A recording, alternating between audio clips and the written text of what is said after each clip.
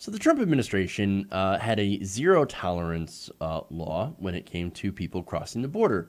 Now, this unfortunately affected a lot of people who were seeking asylum, as a lot of migrants from South America, places like El Salvador, Honduras, were fleeing terrible conditions, domestic abuse, death threats, etc.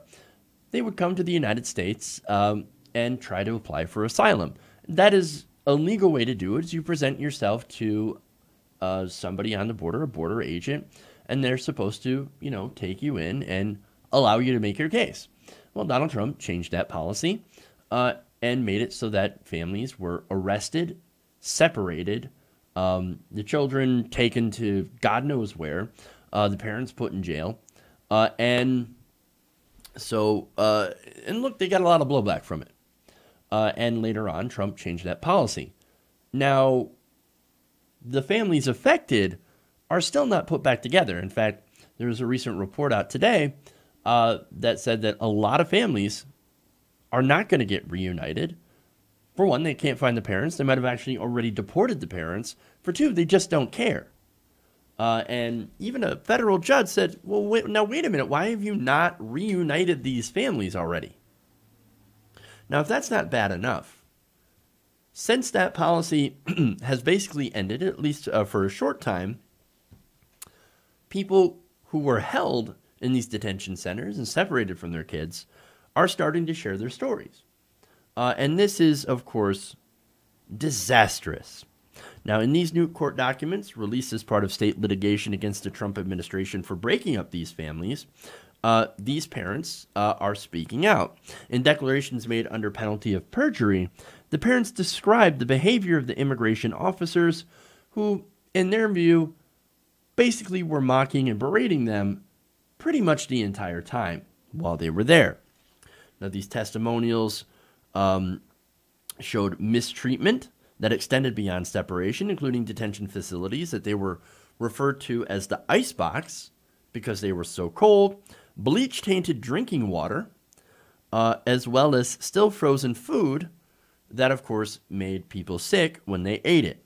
Here's a couple testimonials here. One of them comes from Olivia Caceres. Now, she is a refugee from El Salvador. Now, Caceres was traveling in a caravan with her 14-month-old child, who became sick on the journey. Their father had rushed ahead with the child to the United States, and the two were separated at the border, crossing in California. Now, her testimony is as follows. Quote, I learned from other members of the caravan who crossed successfully that immigration officers took my son from his father.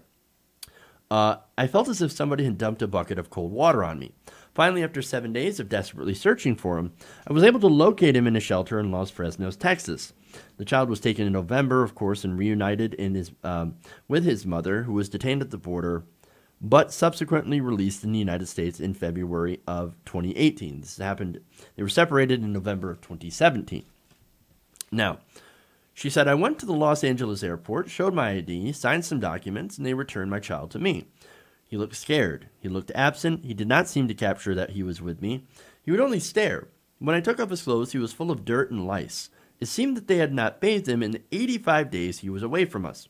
He is not the same since we were reunited. I thought that because he is so young, he would not be traumatized by this experience, but he does not separate from me. He cries when he does not see me. So already, that is just heartbreaking to have this family separation. Now, of course, you run into people that say things like, well, you shouldn't have crossed the border. Well, for one, you're running from, terrible situations. So in this situation, of course, it includes like gang violence and things like that. Even if you don't agree with illegal immigration, remember that these people are seeking asylum. And not only that, but even if you're not seeking asylum, you still shouldn't be separated at the border. It's basic human decency at this point. Now, there's another case. This is Angelica Rebecca Gonzalez Garcia, who was from Guatemala. Now, she was fleeing domestic abuse with her 7-year-old daughter. Her testimony says that on May 10th of 2018, the day after our arrest, officers came into the room and told me that they intended to take my daughter away from me. Most devastating of all, the officer said that they would never, or that I would never see my daughter again. When they told me this, I felt like I was collapsing and dying. I cannot express the pain and fear I felt at that point. My daughter was only 7 years old, and she was much too young to be taken from me. When I asked why, the officer said that I had endangered her by bringing her here. During the same conversation, one of the officers asked me, "In Guatemala, do they celebrate Mother's Day?" When I answered yes, he said, then happy Mother's Day, because the next Sunday was Mother's Day. I lowered my head so that my daughter would not see the tears forming in my eyes. That particular act of cruelty astonished me then as it does now. I could not understand why they hated me so much or wanted to hurt me so much.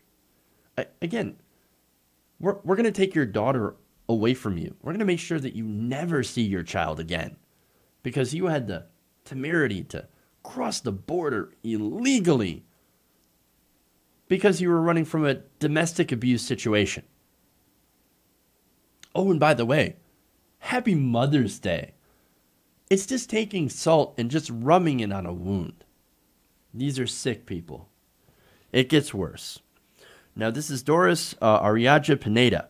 Now, she was also fleeing domestic violence, and her testimony is as follows. On May 20th, I was detained. I requested asylum, and they took me to the icebox, where I spent one day with my daughter, who was 6 years of age. We slept on the floor with only the aluminum blanket. On May 22nd, they took me to the court. When I got back, they had taken her away.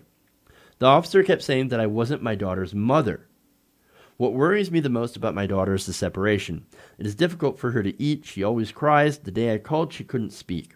My life is my daughter. So they separated them after putting them in a room that was so cold. They call it the icebox. Now, here's another one. Gladys Monroy Guerra de Tesu. I'm sorry, I can't say that word. She was from Guatemala. Now, her backstory is, I'm afraid of returning to my country because my cousin will kill me and my children. I caught him raping his stepdaughter. He is a drug trafficker and has killed more than 45 people. He told me in writing with a note on my door that he is going to dismember me. He has threatened my children as well. We had to flee. The police in my country cannot do anything to protect us. Now, this is a story that I've heard before. Now, get a load of what the ICE agents had said to her when she shared her story. They said, quote, "Why did you come from your country? Don't you know we hate you people? We don't want you in our country." That's an ICE agent saying that. Don't you know we hate you? Here in America, we hate you people. We don't want you here. I don't care that you're running from somebody who's threatened to dismember you, that has murdered 45 people. Don't care. Don't care. Go back to Guatemala for all we give a shit. Now, her story continues. My 2 children fled with me and came in with me. They separated them from me and then took me to court, where they condemned me as a criminal.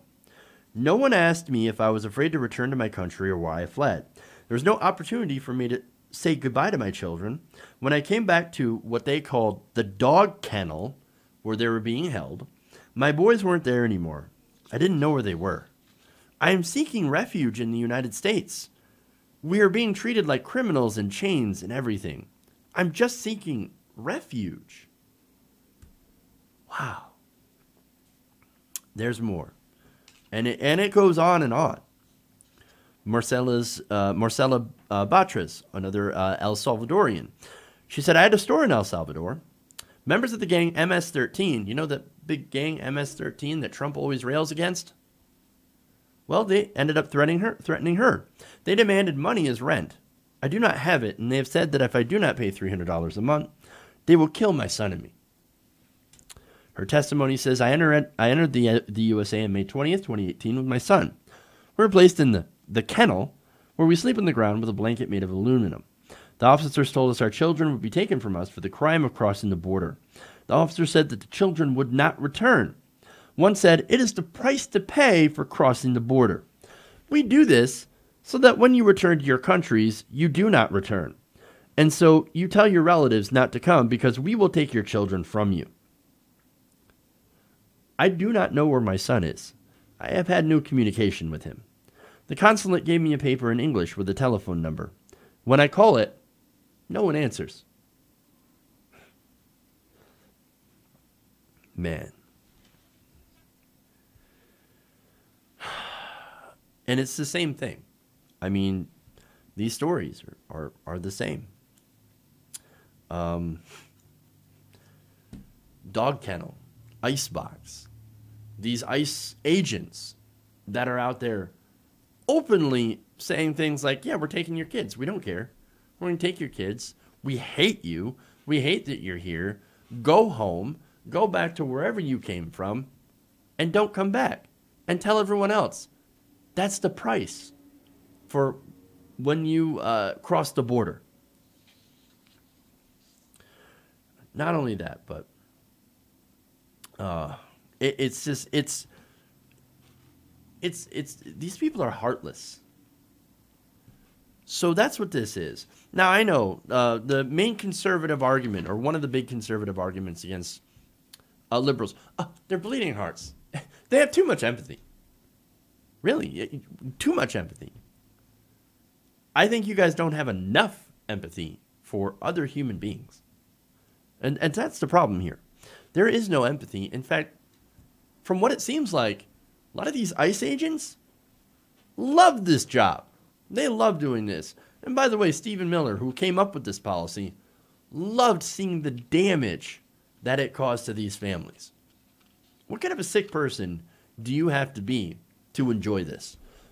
To get some thrill out of ripping these families apart, sticking them in dog kennels, telling them that their kids are never going to come back to them, that we hate them, that we would rather see them die than give them a chance, than give them asylum here in America. What kind of sick people? Well, it's the sick people that work at ICE. If there wasn't a big enough argument to abolish ICE, this is it. Hey everybody, thanks for watching this video. If you want to see more like this, please hit the subscribe button below. And if you want to support truly independent progressive media, please consider becoming a patron at patreon.com/TYTNation.